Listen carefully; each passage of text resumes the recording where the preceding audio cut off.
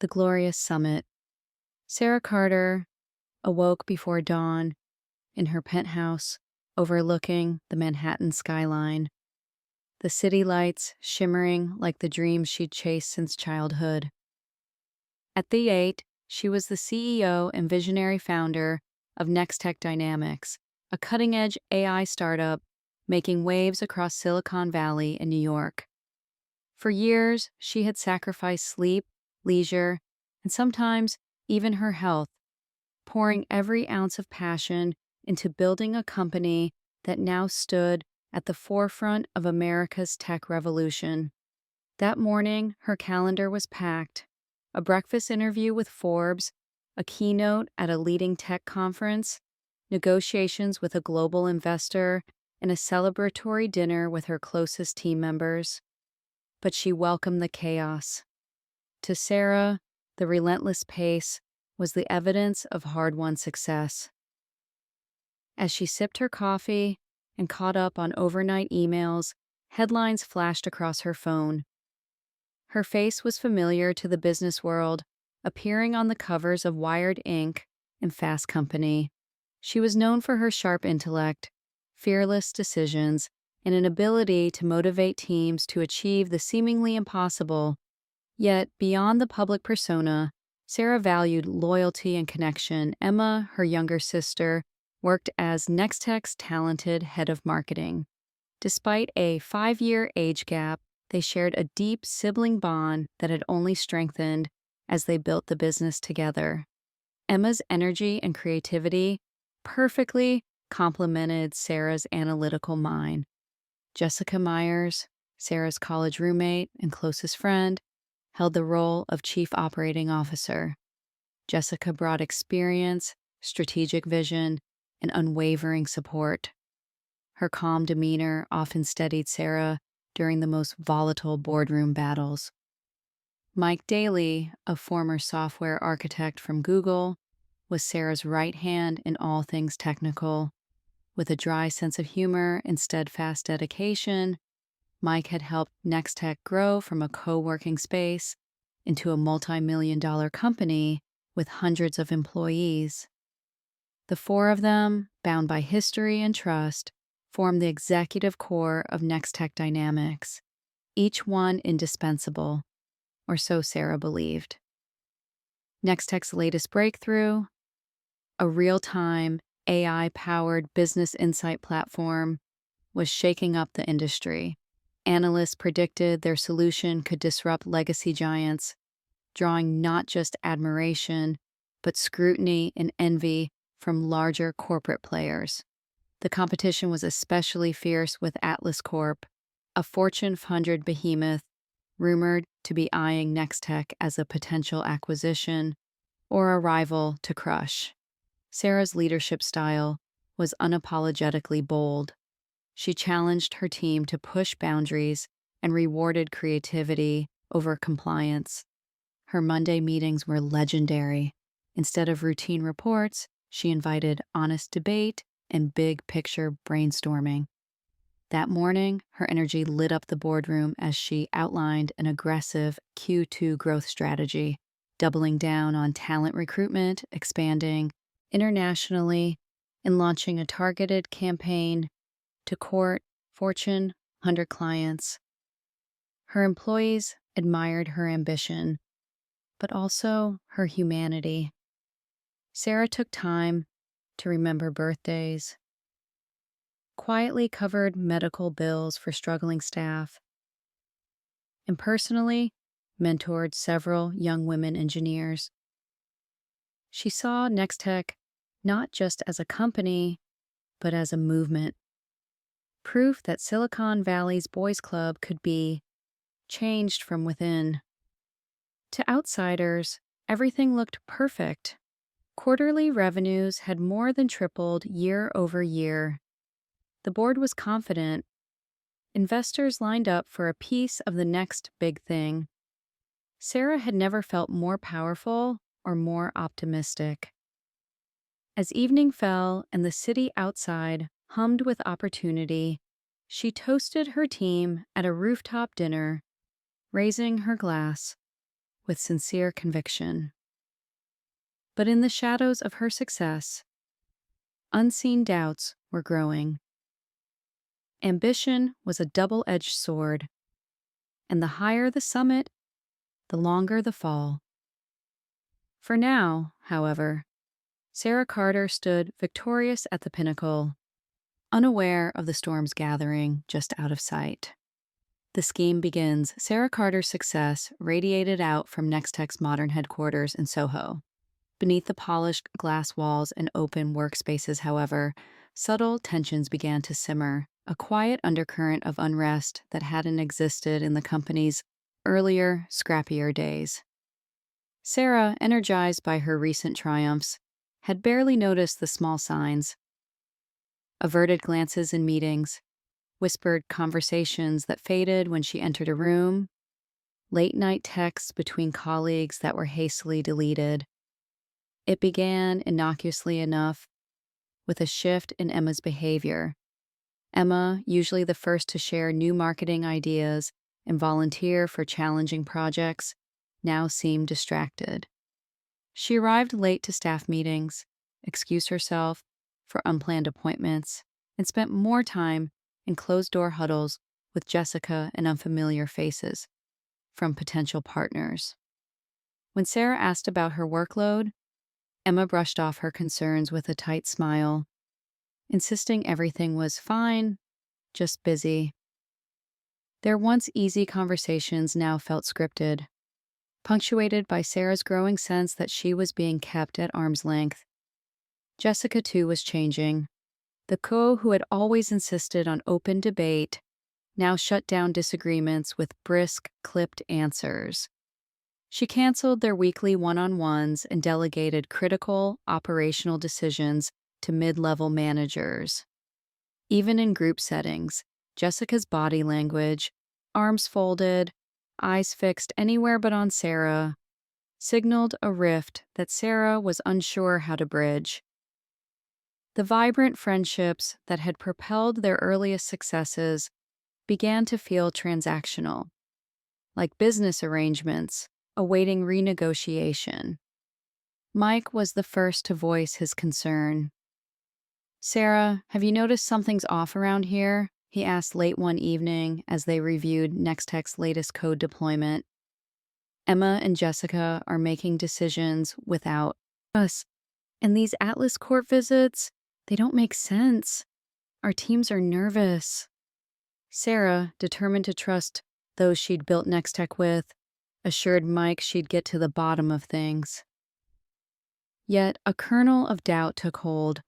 Unbeknownst to Sarah, Atlas Corp had already begun its campaign. Their representatives, led by the smooth-talking executive Charles R. Hayes, frequented NexTech's offices in the guise of exploring partnerships. But in private, Charles promised opportunities that went far beyond business, a quick assent for anyone willing to help Atlas capture NexTech's crown jewel, its proprietary, industry-disrupting AI platform. Emma, facing mounting pressure to prove herself and step out of her sister's shadow, struggled with conflicted loyalties. Late-night meetings with Charles produced a mix of temptation and guilt, especially when Jessica, ever the pragmatist, framed Atlas's offer as a logical next step for visionaries who'd outgrown NexTech's glass ceiling. Jessica, secretly frustrated by years spent as a behind-the-scenes orchestrator, while Sarah received public accolades, found herself increasingly persuaded by the promise of greater power and independence with Atlas's backing.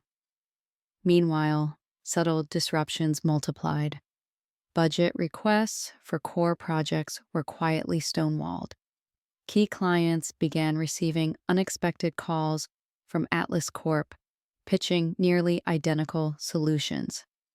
Emma and Jessica worked late hours, poring over confidential company data under the pretense of due diligence. Emma's laughter, once joyful in Sarah's presence, now echoed hollowly in company corridors after hours. Sarah's own attempts to restore harmony fell flat.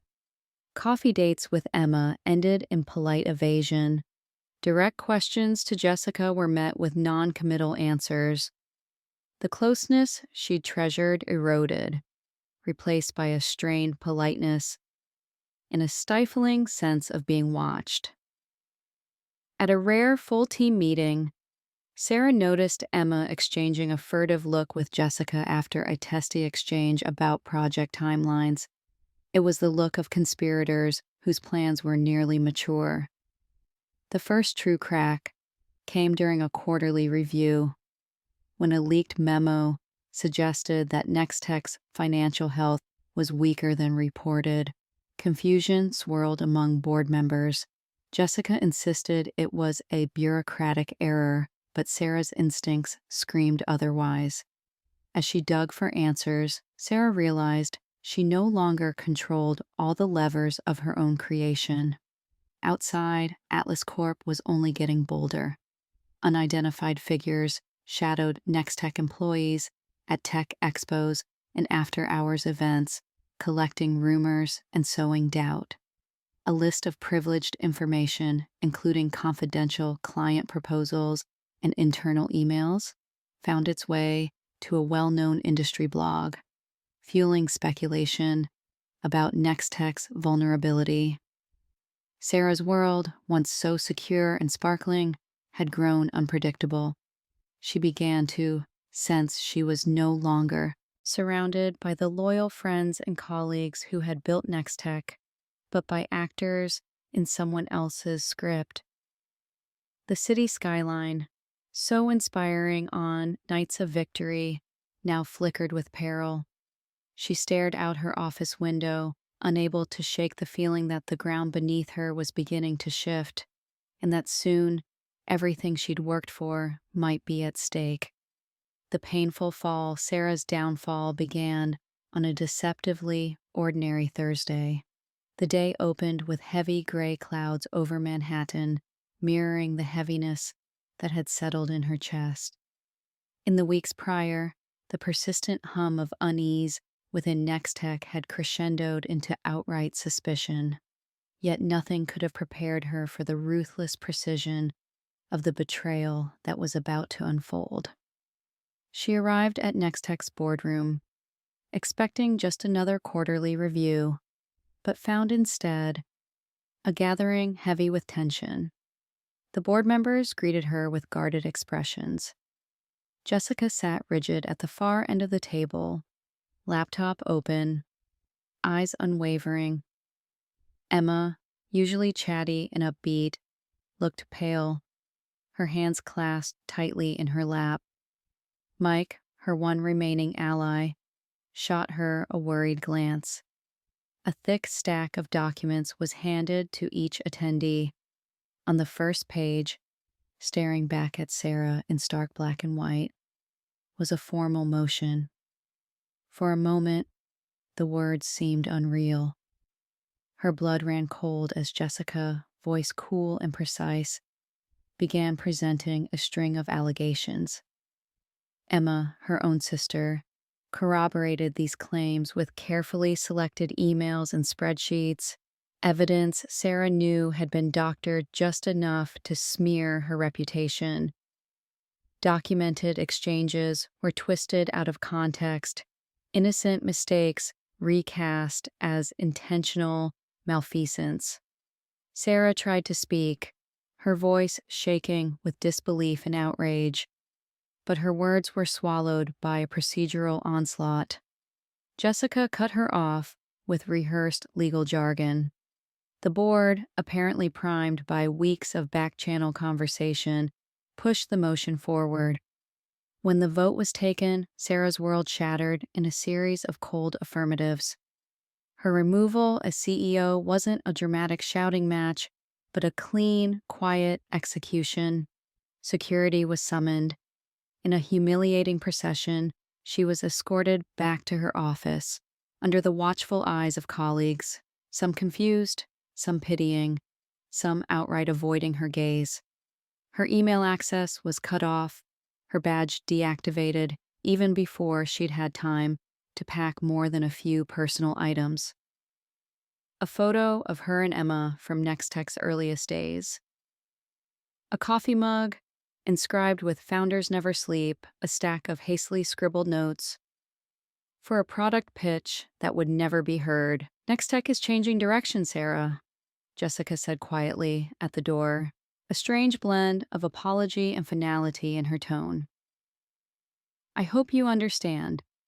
Just hours later, the news had hit the tech media and social feeds.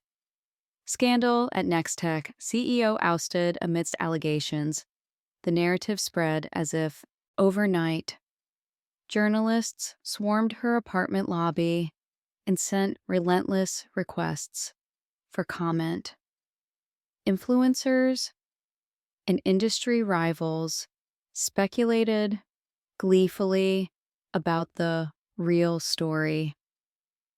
Investors she'd once called friends withdrew their support, sending terse emails of regret, or worse, offering none at all.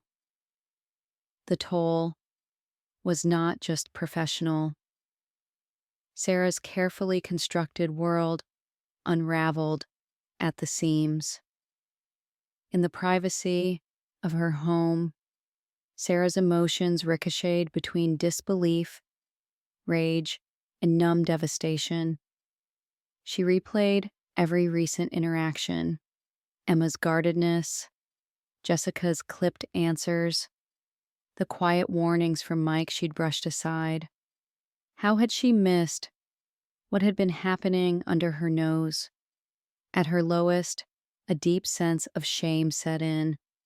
Had her ambition made her blind to others' resentment? Had her trust in family and friendship made her an easy mark? Or was betrayal inevitable in a world where survival meant outmaneuvering even those closest to you? The city, once a symbol of her triumph, now felt hostile and indifferent. Nights became sleepless. Headlines glared at her from every screen. She oscillated between plotting how to clear her name and paralyzing despair. The sense of isolation grew, with only Mike reaching out with brief texts of encouragement, small lifelines in a sea of loss. Sarah Carter, for the first time in her adult life, had lost everything she'd believed could not be taken from her: her company, her reputation, and the trust of those she'd loved most. Standing at her apartment window, looking out over the silhouette of a city that no longer seemed to belong to her, she wondered if she could ever rebuild, or if she would be forever remembered as just another fallen star on the unforgiving American business stage. The depths of despair. Sarah drifted through the following weeks, like a ghost haunting her own life. Her days lost structure and meaning, each one blurring hopelessly into the next. The penthouse, once filled with the hum of early morning calls and midnight strategy sessions, now seemed cavernous, hollowed out by loss. Silence pressed in from every wall, heavy and suffocating, until she felt it seep into her bones. Her first real morning after the fall, she woke before dawn, not to seize the day, but to stare blankly at the city. A city she no longer recognized as her own. The news cycle had moved on, leaving her name behind like wreckage, yet reminders lingered everywhere. Unopened mail with legal threats and breach of contract notices, texts from numbers she no longer dared to save, and a flood of unanswered voicemails that began friendly and gradually curdled into formality, or worse, indifference. Sarah deleted her social media apps, unable to face the barrage of speculation and snide rumor mongering that seemed to bubble up with every mention of NexTech in her name. Anonymous forums spun out wild conspiracy theories, blaming her hubris, her gender, her family. Former admirers disavowed her in public, their loyalty as fleeting as a trending hashtag. In those earliest days, Sarah oscillated between numbness and panic. There were stretches when she simply sat in the darkness, cup of cold coffee in hand, blinds drawn against the city's indifferent glare. Sometimes, at the edge of sleep, she relived the boardroom ambush in vivid detail, the texture of the conference table under her trembling hands, Jessica's rehearsed voice, Emma's refusal to meet her gaze. The memory was an open wound that never stopped bleeding. Her world contracted to the four walls of her apartment. She ignored invitations and gentle overtures from old acquaintances, too ashamed to explain what had happened, too exhausted to pretend she didn't care. The friends she'd considered family disappeared, their absence a tacit confirmation that power and position had always been what bound them together. Financial problems soon sharpened the ache of betrayal. Most of her wealth had been tied up in NexTech stock, which was now inaccessible, frozen in litigation. Bills, once an afterthought, became ominous presences in her mailbox. Her gold-plated health insurance was canceled within days, no longer company-sponsored, leaving her to navigate a maze of paperwork and cold calls from insurance agents who addressed her as Ms. Carter without the slightest recognition. Ironically, time itself became an enemy. The frantic pace that once buoyed her spirits now tormented her through its very absence. Sarah found herself lost, paralyzed by decisions as mundane as what to eat for breakfast. She barely ate anyway, surviving on toast and takeout, unable to muster up the will to cook. Her once sharp wardrobe languished in closets, power suits and cocktail dresses replaced by soft sweatshirts and threadbare jeans. Insomnia became her constant companion. Nights stretched into a gray limo that neither darkness nor sunrise could dispel. At odd hours, she wandered the apartment, pausing by the window to watch distant taillights shimmer on the Hudson, trying to recall what courage had once felt like. Once or twice, she flirted with the idea of calling Emma, but always hesitated, phone gripped in a trembling hand. The ache of betrayal was too raw, the silence between them too loud. She sought solace in routine, but found little comfort. Mornings that had once started with meticulously planned calendar blocks now began with nothing but dread. She tried to journal, but wound up with pages filled only with questions. Daytimes drifted into endless afternoons, filled with half-hearted attempts to regain control, a disastrous call to an employment lawyer that left her feeling even more exposed, a trip to a nearby cafe where she lasted 10 minutes before retreating from the curious stares. The world outside seemed determined to go on without her, moving forward while she stood motionless, cemented by grief. It wasn't just the company she'd lost. It was a sense of self, of purpose. Even her physical reflection seemed alien. The confident CEO with the determined eyes had vanished, replaced by someone gaunt and wary. Once she snapped at her own image in the mirror. What did you expect? Loyalty? The bitterness curdled in her throat, leaving her hollow. A single thread of hope arrived unexpectedly in the middle of her lowest week. A brief text from Mike. "You look, tough," he said awkwardly. "I know you don't want advice," he said finally, "but I think you got caught because you cared about people who didn't deserve it. That's not a failure, not really." That night, Sarah pulled out an old photo box and sorted through memories she'd been avoiding. Childhood pictures with Emma at Coney Island, college group photos featuring Jessica, all smiles and wild hair. Launch day at NexTech, the whole team standing proud beside the company's very first sign. She allowed herself to cry, deep, silent sobs that left her spent but lighter. Gradually, a tiny voice began to whisper beneath the din of despair. You were more than just a title. You built something once. You're not finished. The city outside remained indifferent, its lights blinking on and off in rhythmic disregard. She was still alone, still raw, but for the first time since her fall, Sarah began to allow for the possibility that loneliness and loss were not the end. That perhaps, in the emptiness, the seeds of something new were silently taking root.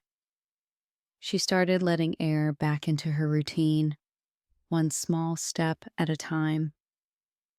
She answered a few emails from distant contacts, signed up for a talk on women's leadership at a neighborhood bookstore, and most importantly, allowed herself brief moments of hope.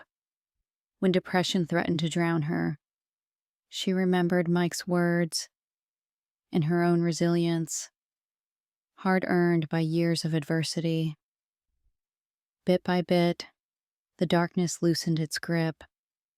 She didn't have a plan, and she certainly didn't have her old sense of certainty, but she did have something better. The first fragile stirrings of resolve. Even as she faced nights of anguished insomnia and days punctuated by self-doubt, Sarah held on to the notion that every summit starts at the lowest of valleys. The fall had left her shattered, but not destroyed. In the depths of despair, Sarah Carter began, slowly, painfully, to imagine the first outlines of a next act.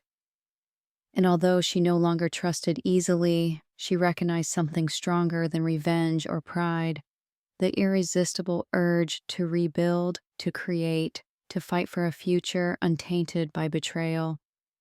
The depths were not her final destination. Somewhere beyond, Sarah sensed, a new beginning waited, one she would craft herself from the ruins, brick by careful brick. Rising from the ashes for months, Sarah Carter's world had been a hushed mosaic of broken routines and hollow reflections. But even scorched earth can sprout green, and in the profound quiet of her new existence, the smallest hints of change finally began to surface. It began, as so many rebirths do, with necessity. One chilly March morning, she sat by the window of her apartment, gazing down at a city she no longer ruled, contemplating a stack of unpaid bills and a near-empty checking account. The hush of financial disaster, no golden parachute, no corporate safety net, proved more motivating than shame ever could. Sarah opened her notebook for the first time in weeks, drew a line down the middle of a page, and began to brainstorm. She scribbled lists late into the night. The answers were smaller than they used to be. AI, data ethics, product vision, team building, reading the room. The memory of building NexTech didn't fill her with regret, but with an unexpected surge of gratitude. She learned how to grow something from nothing once. She could do it again, even if she had to start smaller, quieter, under the radar. For the first time in months, Sarah felt a tingle of anticipation. She spent the ensuing days scouring startup boards, exchanging emails with old contacts, and dipping into virtual meetups, places she'd once considered beneath her notice. The tech world had a short attention span. While some doors remained firmly closed, others opened a crack, motivated not by her scandal, but by curiosity and, just maybe, respect for her grit. A freelance project came her way, a consulting stint for a tiny fintech firm seeking guidance on product market fit. Modest as the offer was, Sarah tackled it with the discipline of someone who'd once managed billion-dollar deals. It meant working late into the night at her kitchen table, prepping slides with broken fingernails and a stubborn sense of purpose. Her world had shrunk, yes, but her talent had not. Life gained a rhythm. She started jogging in the mornings, pounding the pavement with old sneakers and a playlist of songs she'd nearly forgotten. Physical motion unlocked creative motion. Sarah's mind, filled with small, messy ideas that, when allowed to breathe, grew increasingly bold. Decentralized data authentication, ethical AI development kits, a subscription service for fledgling startups that couldn't afford consulting from the big boys. Week by week, her self-investigation deepened. What did the companies she admired most do differently? Where were the holes left behind as legacy players like Atlas Corp grew fat and complacent? Sarah, who had once written manifestos to ignite her old team, drafted a crisp mission statement: tech for the underestimated, transparency for all. She wasn't interested in disrupting giants anymore, so much as fortifying the little guys against them. But if rebuilding is a lonely sport, it is not always a solitary one. Mike became a quiet but steady presence, checking in with texts, then calls, then actual visits. He brought along open source code snippets, and soon the two spent afternoons dismantling, reworking, and imagining entirely new architectures for digital trust. One afternoon, over Chinese takeout in a spreadsheet, Mike blurted, "Maybe we could build something, real, not just for a gig, for good." The partnership felt different than it had at NexTech, more honest, more equal, less blinded by the glare of success or the weight of expectation. They brought in a third collaborator, Priya, an introverted data privacy specialist Sarah had admired from afar, who'd left her own corporate role to work as a freelance consultant. The three met in coffee shops and library study rooms, pinning sticky notes onto borrowed whiteboards. They debated priorities, sometimes fiercely. Should they take on outside investment? Should they hire? Could they retain independence and still make an impact? Gone were boardroom politics and empty bravado. What remained was raw, sometimes awkward trust. Their project, dubbed PhoenixWorks after a midnight joke, quickly outgrew its ragtag structure. Mike coded, Priya constructed security frameworks, and Sarah pitched early prototypes to friends, small nonprofits, and the occasional, braver investor. Their early days were plagued by technical bugs and sputtering cash flow, but the setback felt more like a challenge than a curse. When setbacks struck, Sarah persisted, testing, iterating, sometimes failing, but always learning. It wasn't long before PhoenixWorks landed its first real contract, helping an education nonprofit safely manage donor data while guaranteeing full privacy compliance. They celebrated with pizza and warm beer, a far cry from luxury steakhouse launches of her old life, but the victory felt purer, earned. Sarah's confidence returned in increments, measured by milestones. Building their first API, onboarding a client, winning a small local award for innovation. She started accepting speaking invitations again, not on global stages, but at community meetups and panels for young women in tech. Her story was no longer one of overnight glory, but of grit, resilience, and the value of learning from humiliation.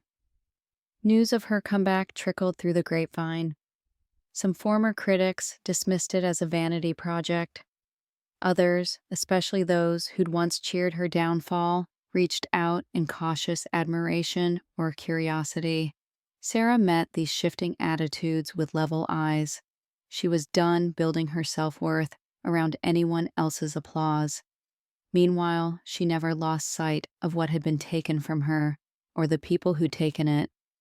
But she resisted the urge for immediate retaliation, focusing instead on the positive momentum blossoming from their hard work. Justice, she realized, would come not only through exposure of the truth, but in her ability to build and lead once more, and to do so with more wisdom and discernment. PhoenixWorks grew week by week. When venture capital finally came knocking, Sarah negotiated on her own terms, refusing offers that would compromise the company's mission or give outsiders undue power. Her reputation, battered but unbroken, added gravity to her voice. She hired a handful of young, idealistic engineers, many having faced restructuring elsewhere, who jumped at the chance to create something practical and ethical. Bit by bit, Sarah assembled a culture unlike any she'd experienced before: collaborative, transparent, values-driven to the core. Her team, aware of her story, admired not only her brilliance, but her willingness to be vulnerable. Laughter and disagreements mingled easily. Ideas flowed openly, with Sarah encouraging the quietest among them to speak up. By the end of PhoenixWorks' first year, Sarah looked out the window of their modest office, far from the swanky heights of Manhattan, but alive with potential, and realized a transformation had taken root inside her. She would never again mistake ambition for immunity or trust for naivete. The scars of betrayal remained, but she wore them now as proof. You could fall, lose everything, and still rise again, changed but unbroken. As new clients called and the industry's eyes once more turned her way, Sarah Carter understood that she had built something far more valuable than her old company: a capacity to persist, to inspire, and to rise from ashes greater than before. Building a new empire, rising from the ashes, was only the beginning. Now came the far harder task: to take the spark of PhoenixWorks and kindle it into something formidable, a company with enduring impact, a new empire rising from the bones of the old. For Sarah Carter, the challenge was no longer mere survival. It was to create, lead, and inspire at a level that would eclipse every past achievement, despite the scars that lay beneath. PhoenixWorks was still a small team, a handful of engineers and partners, fueled more by vision and necessity than by prestige or high salaries. Their office, barely large enough for a dozen people, buzzed with the energy of possibility. Whiteboards crowded with schemes for ethical data products, cafeteria coffee ever flowing, clusters of brainstorming sessions in every corner. It was scrappy and unglamorous, but alive. Sarah threw herself into the work, not with the naive optimism of her NexTech days, but with a seasoned resolve forged in hardship. Every setback was approached as an opportunity for iteration. When a bug derailed a client demo, Sarah refused blame games, gathering her team late into the night to solve the problem together. When a rival startup slashed prices to undercut them, she led a reframing session, encouraging the team to double down on transparency and trust rather than desperate discounts.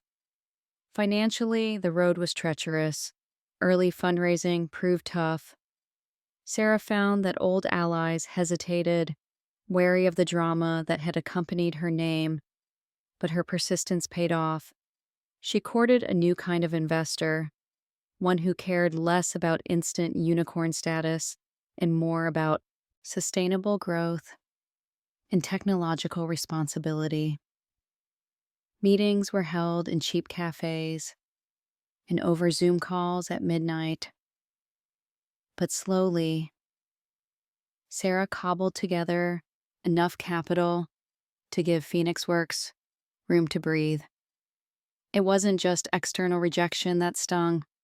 Some of NexTech's old partners snubbed her outright, and a hushed skepticism clouded many industry events. Conference organizers hesitated before granting her a speaking slot. Old colleagues whispered. There were dark moments when Sarah wondered if rebuilding her reputation was even possible. But over time, a curious thing began to happen. Her very public humiliation had made her human to people who'd only seen her as a distant tech prodigy. Younger founders, especially women and minorities, many with their own battle scars, sought her out for advice and mentorship. Knowing you came back after all that, it gives me hope I can survive too, one mentee confessed after a panel discussion. Sarah embraced this new role. She carved time from her brutal schedule to host open office hours for aspiring entrepreneurs, often giving more practical and personal advice than she ever had in her days as a CEO star. PhoenixWorks itself reflected these new values. The company set clear policies for internal transparency, healthy work-life balance, and zero tolerance for toxic office politics. Sarah encouraged engineers to present even half-formed ideas, cultivating a culture where the most creative and ethical solutions bubbled up from everyone. Still, the business world was unforgiving. Atlas Corp, sensing a potential upstart threat, began to flex its corporate muscle. Former colleagues, now loyal to Atlas, attempted to lure away PhoenixWorks' early clients with promises of lower prices and proprietary AI features suspiciously similar to Sarah's disrupted platform. Rumors even circulated that Atlas was backing shadow ventures to discredit PhoenixWorks as insecure or unvetted. Sarah responded with strategy, not vengeance. She carefully audited security protocols again and again, working with Priya's team to achieve certifications even Fortune 500 companies envied. She launched quarterly transparency reports, sharing vulnerabilities they'd overcome and customer safeguards, turning what might have been a liability into market-leading trust. Rather than attacking Atlas openly, she won hearts one client at a time. Every deal was hard-fought. Her company landed a critical contract with a national nonprofit, an organization once wooed by Atlas after Sarah personally visited their headquarters, listened to their needs, and committed PhoenixWorks to custom solutions, even if it meant a tight sprint for her small team. The win was small on paper, but transformative in morale. The team celebrated late into the night, laughter echoing down the corridor, Sarah realizing she was finally forging bonds that could not be easily bought or broken. Personally, this new chapter rewrote Sarah's story of self. The sense of threat never fully faded. Every strange email and unexplained error made her wary. Every partnership cautiously double-checked. Yet necessity pushed her to grow in unexpected ways. She delegated more, trusting her team not out of blind faith, but because she'd built shared resilience with them from the ground up. She learned to ask for advice, to share the weight of uncertainty, and to recover quickly from disappointment. Obstacles abounded beyond business turf wars. Cash flow was perpetually tight. A wave of cyber attacks tested PhoenixWorks' architecture and resolve. When a key employee fell ill and productivity dipped, Sarah encouraged the team not to push harder, but to step back, prioritize health, and cover for each other. Bit by bit, a deeper culture of loyalty and mutual respect took root, a direct answer to the betrayals she'd experienced before. The media, always hungry for narrative twists, began to take notice anew.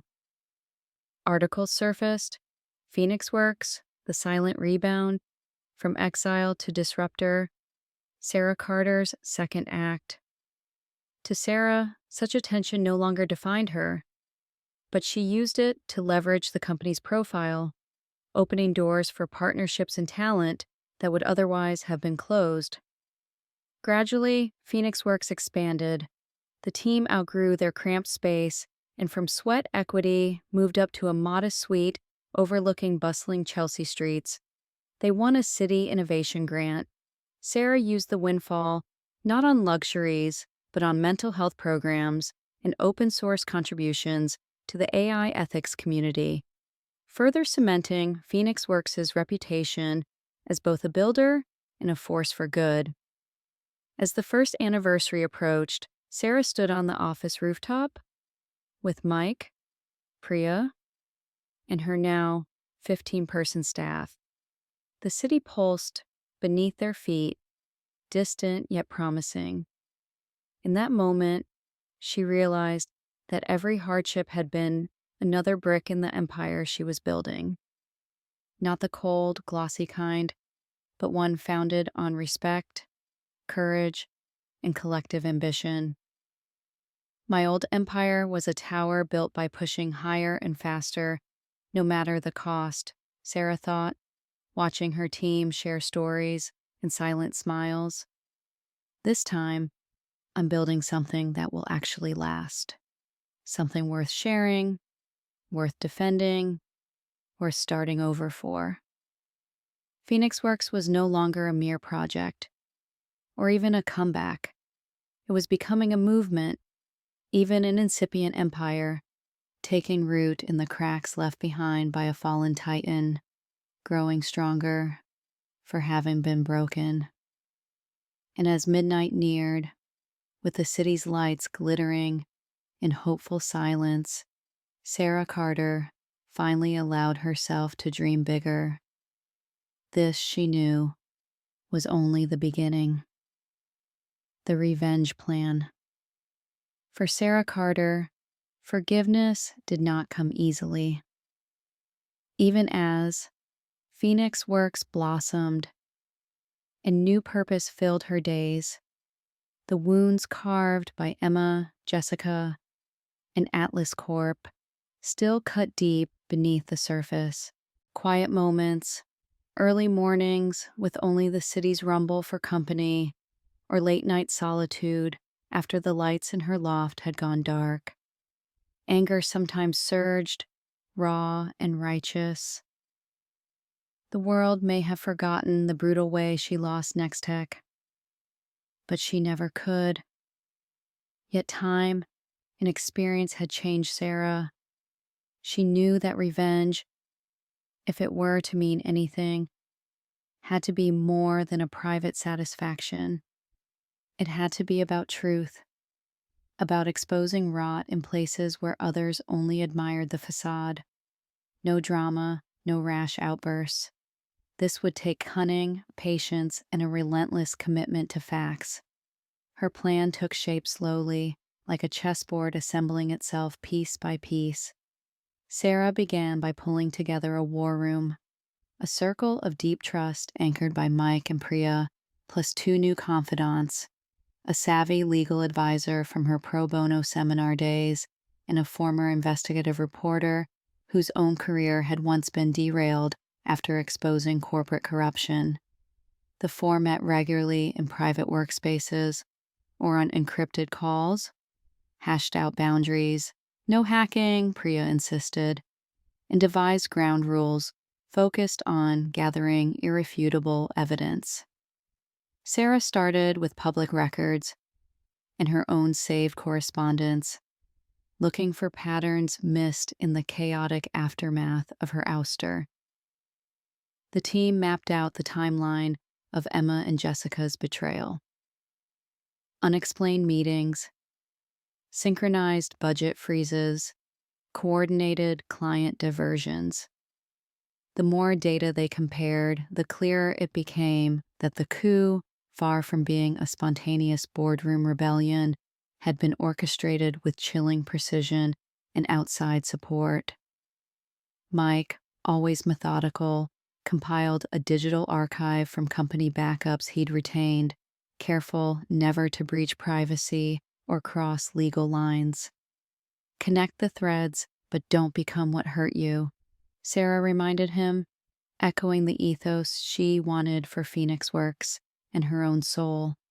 They discovered appointment logs for secret meetings with Atlas Corp that coincided suspiciously with a spike of background data exports from NexTech IP addresses once controlled by Jessica and Emma's teams. Priya worked in the shadows, tracking the digital trail from public documents and tech industry whispers. Former NexTech engineers, now quietly struggling under Atlas's top-down regime, were willing to talk off the record, especially after hearing of PhoenixWorks' honest, supportive work culture. From their accounts, Sarah learned of code modules and product concepts she'd pioneered, turning up almost line for line in Atlas's newest releases. The theft, cleverly disguised but undeniable, was enough to warrant a deeper probe. Meanwhile, her legal advisor prepared a dossier, cataloging board meeting transcripts, financial transfers, sudden stock maneuvers, and documentation of non-compete breaches. The findings were stark. Not only had Atlas Corp engineered her downfall, they'd leveraged her own people to steal proprietary code and undercut NexTech's value during a manufactured leadership crisis. The scale of deception was bigger than she had imagined, but Sarah knew the public was fickle, and that allegations without proof could backfire. She needed hard evidence and a way to ensure that evidence would matter. The team carefully approached outside partners who'd been burned when Atlas and the new NexTech leadership broke contracts or delivered substandard products. Several quietly handed over email strings, contracts with hidden amendments, and even poorly crafted attempts at hush payments. At the same time, Sarah began to turn the industry's gaze her way once more, not with rage or accusation, but with quietly powerful questions. At roundtables and local summits, she asked challenging things in public forums. How do we ensure tech boardrooms aren't so easily hijacked? How do we spot pattern collusion in acquisition talks? Her questions, subtly pointed but never overt, planted seeds of doubt among the right audiences. Senior editors, intrigued by the possibility of a scandal larger than one woman's fall, began sniffing around NexTech's recent history. Whispers grew into investigative articles. Anonymous sources confirmed what Sarah was piecing together privately. As the work intensified, so did the risks. At one point, Priya's laptop was hacked. Shortly after, PhoenixWorks contracts were targeted for unfounded compliance complaints. Sarah responded with a calm, measured hand, tightening internal security, reassuring her staff, and refusing to show fear. Mike joked, "You sure you weren't born a Navy SEAL?" Sarah smirked but stayed vigilant. Perhaps the hardest part was seeing Emma's face splashed on magazine covers and Jessica quoted as a model of female leadership, all while knowing the truth. There were nights when Sarah's anger flared and she ranted to Mike about justice and payback. But each morning, she woke and reminded herself, this isn't just about revenge. This is about righting the record for everyone who'd been betrayed, not just me. With each revelation, the mountain of evidence grew.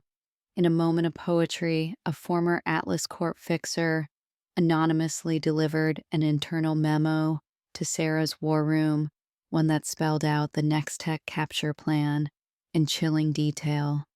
Targeted pressure, fabricated board concerns, accelerated transfer of assets, followed by forced resignation.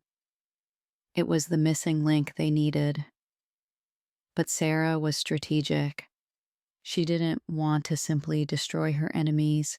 She wanted to win back her place and change the industry standard for transparency and ethics. Before launching any attack, she made sure her own house was spotless, auditing PhoenixWorks' conduct, preparing her team, and, importantly, ensuring that no one could claim her resurgence as an act of bitterness or sabotage. Finally, when every deck was stacked and the trail of wrongdoing could no longer be denied, Sarah and her allies devised a rollout plan. The evidence would be delivered first to regulatory authorities, then to select brave journalists, and finally, if needed, directly to shareholders and the public. No rumor, no anonymous whisper networks, only documents, timelines, and voices of those who'd been silenced or used. At the heart of her plan was not simple vengeance, but something greater, a public reckoning designed to protect future leaders from the betrayals she knew far too well. If she succeeded, it would not just topple the scammers, but set a new bar for integrity across the tech landscape. With every detail meticulously prepared, Sarah Carter poised herself at the threshold, ready at last to set truth into motion, the truth unveiled. The day Sarah Carter exposed the truth dawned unassuming, a pale sun slipping between scattered clouds over Manhattan's skyline. Yet underneath that quiet normalcy, an earthquake was about to shake the corridors of power.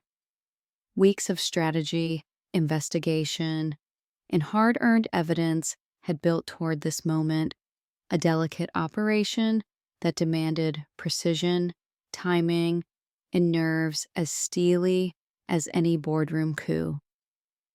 PhoenixWorks' modest office, never busier, hummed with anxious anticipation. Mike triple-checked servers and secure cloud storage. Priya combed through the final draft of the disclosure packet, hunting for even the smallest error. Their legal advisor had already arranged for secure, time-stamped delivery to the SEC and relevant regulatory agencies. The investigative journalist, who had once lost everything for telling the truth, readied her own exposé, scheduled for release with the first wave of official filings. Sarah took a breath at her desk, hands steady on her cup of black coffee. "No backing down," she whispered, more to herself than anyone else, a carefully staged reveal. The plan rolled out with military precision. Early that morning, encrypted email packets containing evidence, original documents, digital trails, and witness testimonies were delivered to government watchdogs, enforcing authorities, and a handful of highly respected journalists with a reputation for integrity. Every detail was cross-referenced, redacted for privacy, and organized for maximum clarity. Simultaneously, the expose broke headlines. The industry's reaction was immediate. Social media erupted. Hashtags like #NexTechTruth and #AtlasScandal trending within the hour. Rival executives who had once whispered behind closed doors now posted carefully worded statements of concern or clumsy attempts at distancing themselves from Atlas Corp. Former NexTech employees, even those who benefited from Sarah's removal, found themselves fielding urgent calls from reporters and compliance officers. Inside Atlas Corp and in the corner offices of the new NexTech regime, pandemonium reigned. Emma and Jessica, previously lauded for their visionary leadership, were besieged by incoming requests for comment. Charles R. Hayes, Atlas's own ambitious fixer, scrambled to contain the fallout, calling in crisis PR experts and legal teams. Confrontations and consequences. Sarah watched with clenched jaw as initial denial filled the airwaves. Atlas Corp, through careful wording, claimed the allegations were baseless and the product of a disgruntled ex-employee. NexTech's board promised an internal investigation. Yet, as analysts, auditors, and even regulators poured through the mountain of evidence, the pressure mounted. Independent security firms verified Sarah's technical trail. Disillusioned whistleblowers came forward at last, emboldened by the transparency of PhoenixWorks' own team. Emma's public statements grew increasingly frantic. In one televised interview, her confident composure fractured, confusion shadowing her expression, as anchor after anchor pressed uncomfortable questions. Did she know about the coordinated data dumps? Why did confidential materials appear nearly unaltered in Atlas's recent product launches? Watching the broadcast, Sarah felt an ache she didn't expect, a reminder that justice, too, was not without collateral pain. Jessica fared no better. Business networks replayed clips of her speeches about female empowerment and radical transparency, alongside evidence of her back-channel dealings. Text threads surfaced in which she'd coordinated the framing of Sarah in advance of her removal. Former allies expressed shock in carefully curated LinkedIn posts, scrambling to preserve their own reputations. Atlas Corp itself suffered the largest blow. Hours after the first reports, class action lawyers announced consumer lawsuits on behalf of customers and investors. Its stock price, once ironclad, began to dip.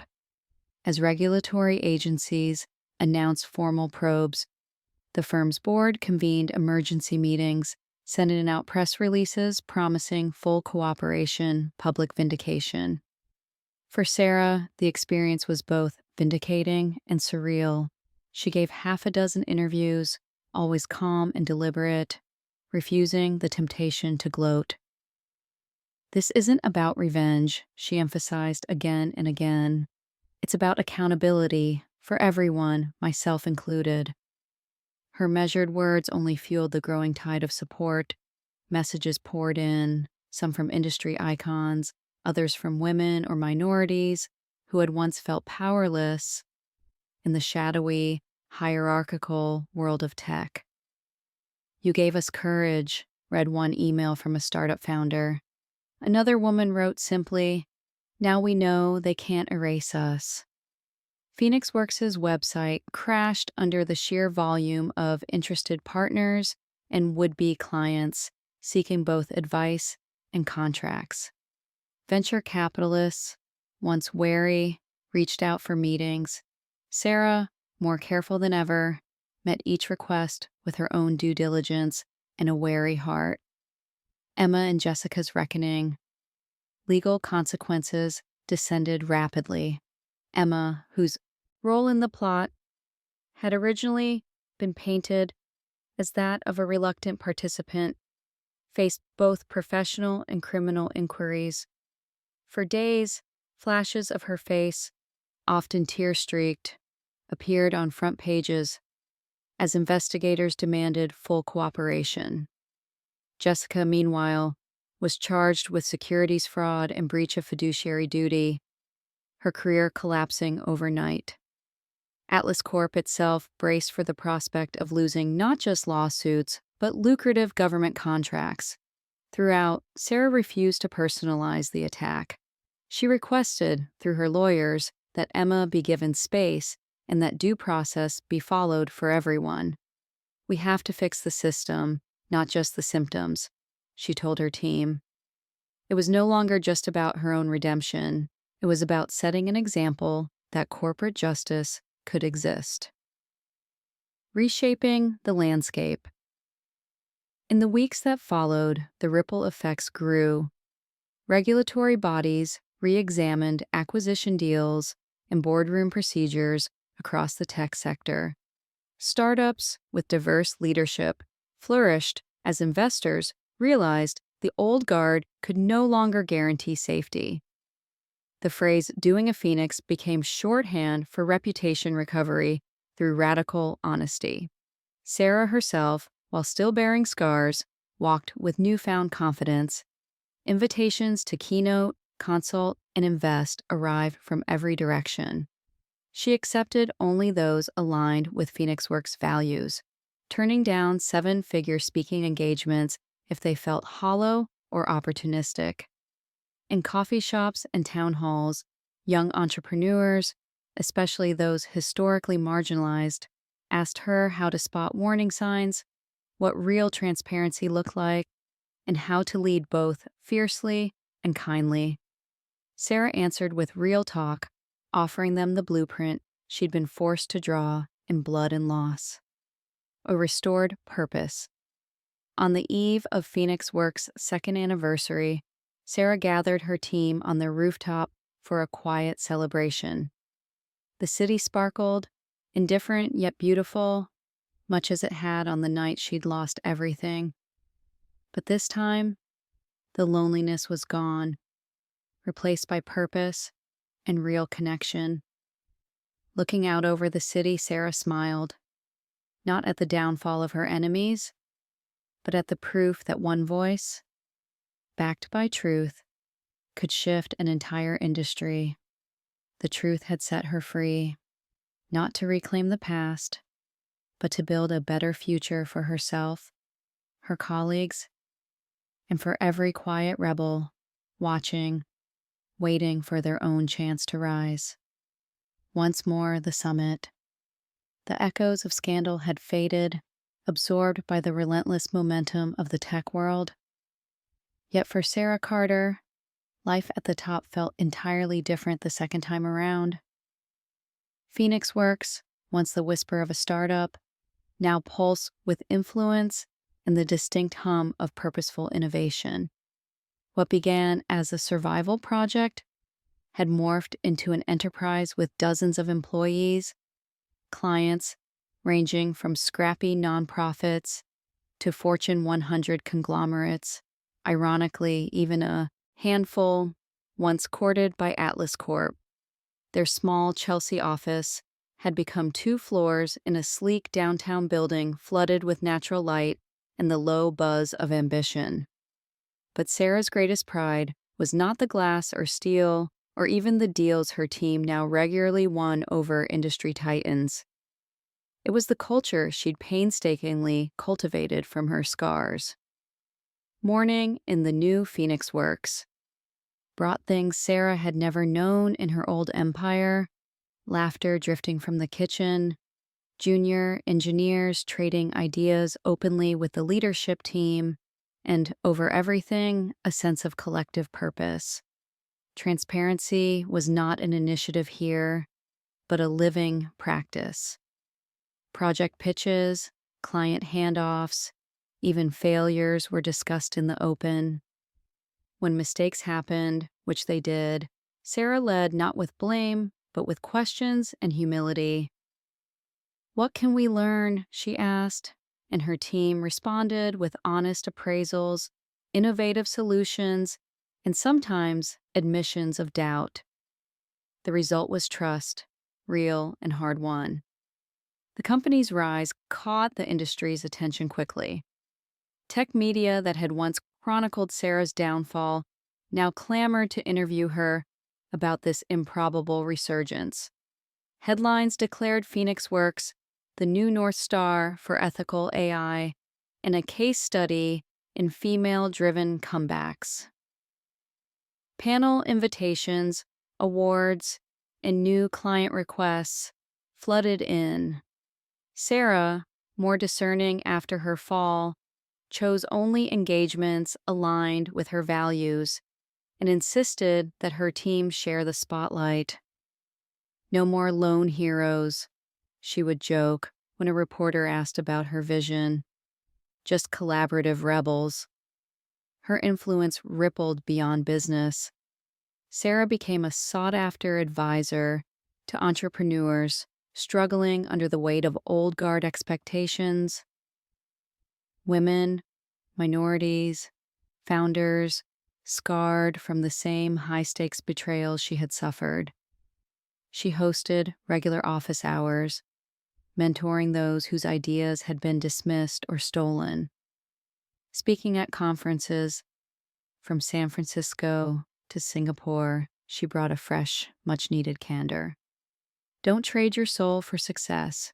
The summit's only worth it if you have a team left standing beside you. The words weren't just rhetoric, they were a lifeline for countless struggling visionaries. Inside PhoenixWorks, Emma and Jessica's betrayals had become somber legends for a new generation of leaders. Yet Sarah never let the story devolve into bitterness. When her new head of product made a costly error on a client launch, Sarah took her aside, listened, and responded, "We rise from these moments, not despite them, but because of them." Loyalty and resilience, not blind obedience, had become PhoenixWorks' greatest dividend.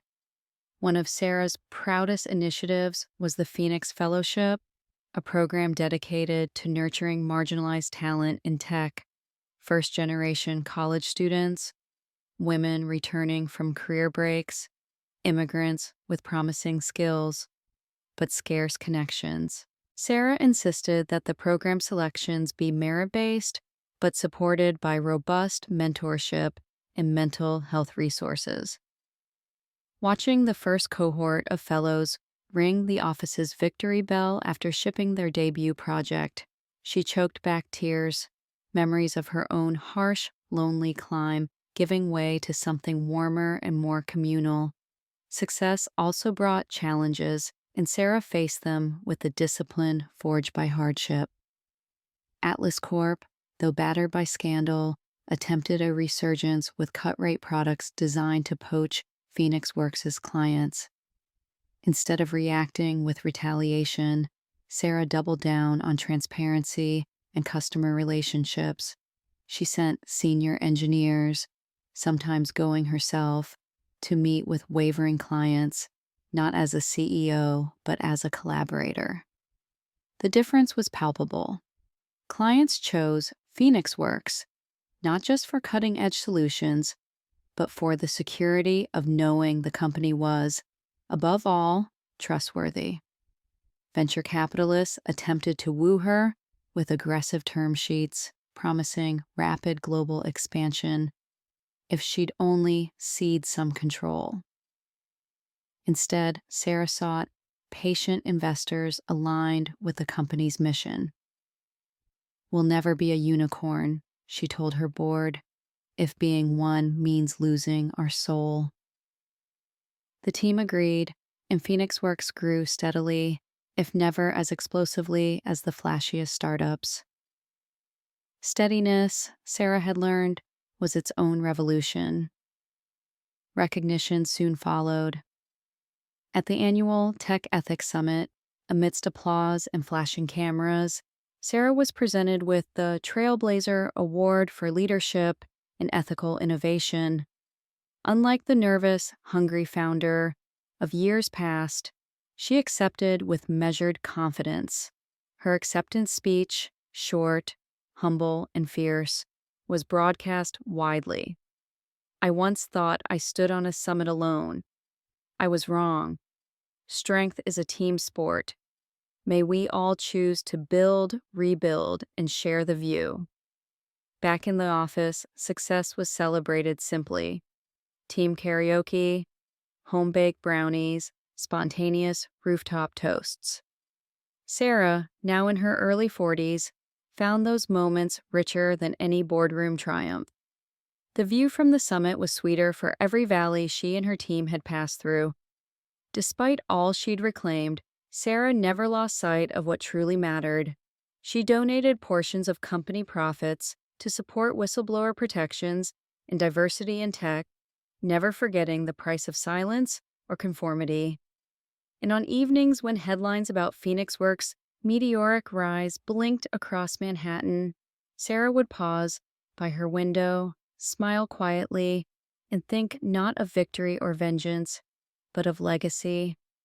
This time, the summit was not a lonely pinnacle, but a platform, a place to lift others higher. For Sarah Carter, reaching the top again wasn't about returning to where she'd been. It was about rising stronger, kinder, and most of all, together. Endings and new beginnings. Autumn came softly to New York.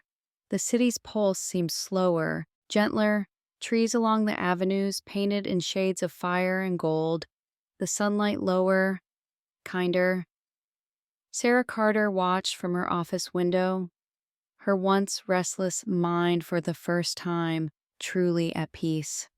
Everything that had been torn from her, the company, the reputation, even certain relationships, she had rebuilt, but differently, carefully, with roots far deeper than she'd thought possible when her world first fell apart.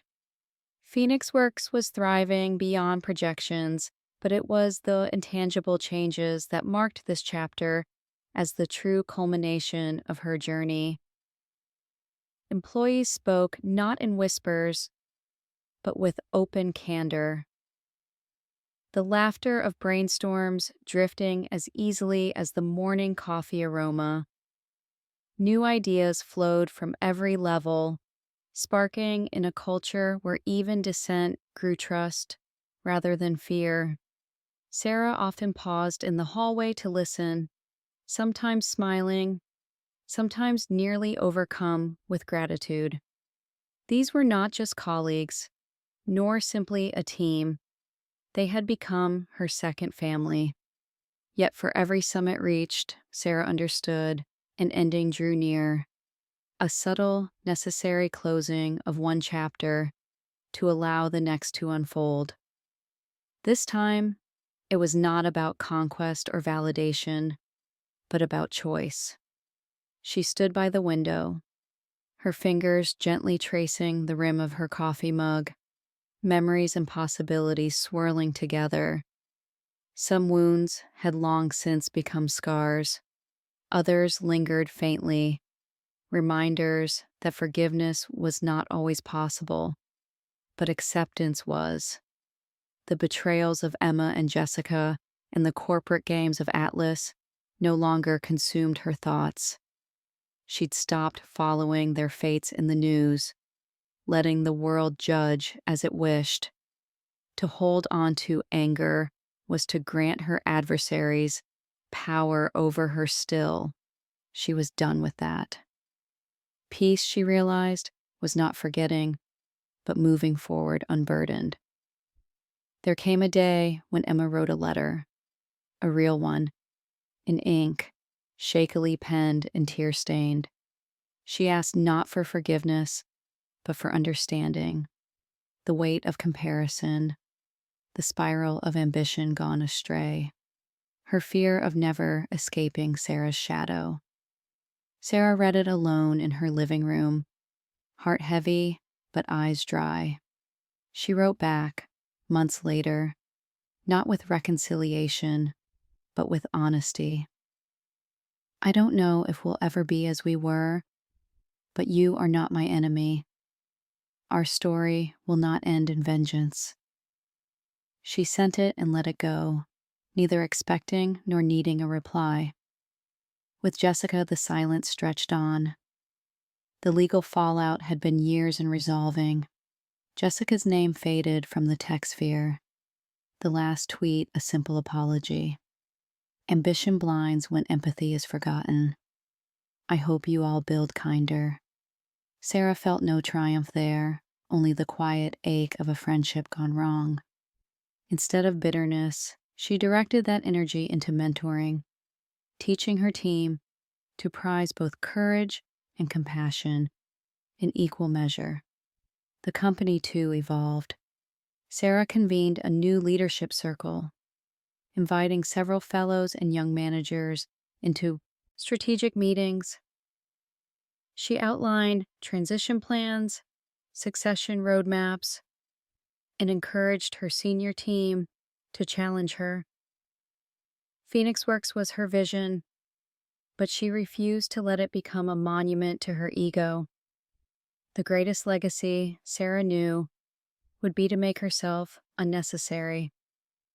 One evening, as the city glowed below, she called a company-wide meeting. No agenda, no PowerPoint, only a ring of chairs and the soft tension of expectation. There she spoke not about quarterly results, but about journeys and endings. When I lost everything, she began, her voice resonant with hard-earned confidence, I thought my story was over, but beginnings are hidden in endings. The pain forced me to see what truly matters, not the title or the headlines, but the work, the honesty, the people beside me, every step. I want all of you to imagine a time when PhoenixWorks doesn't even need me, and I hope you create something even better.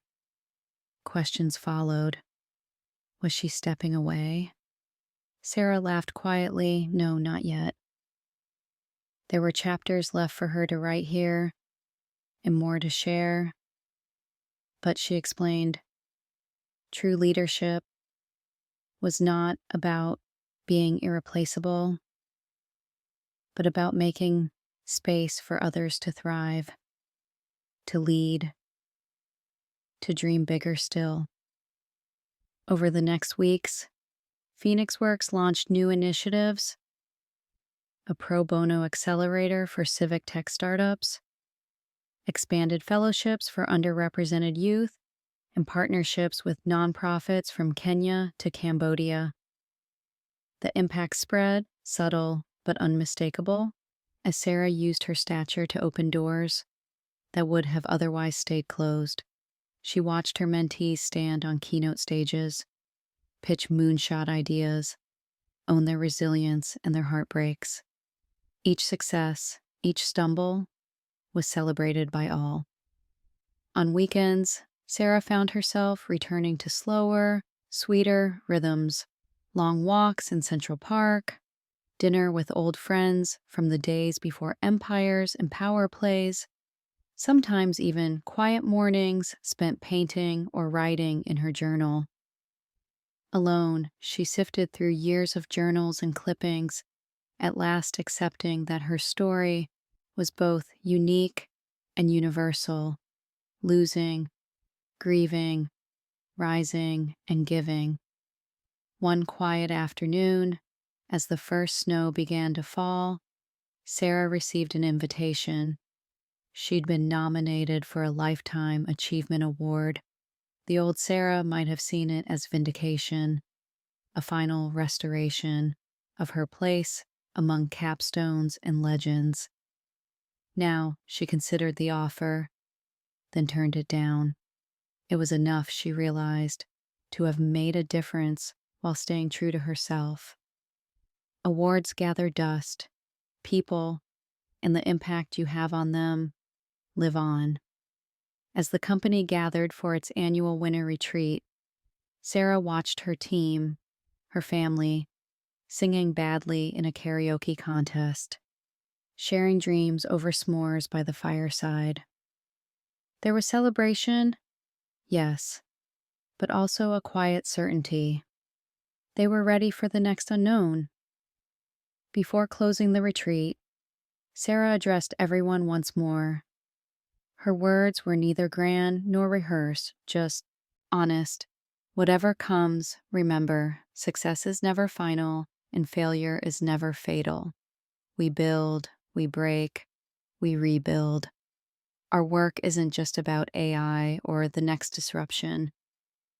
It's about the courage to hope and the strength to give that hope to others.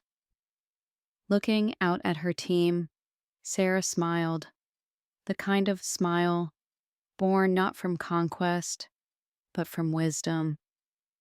She was not at the end, nor just the beginning.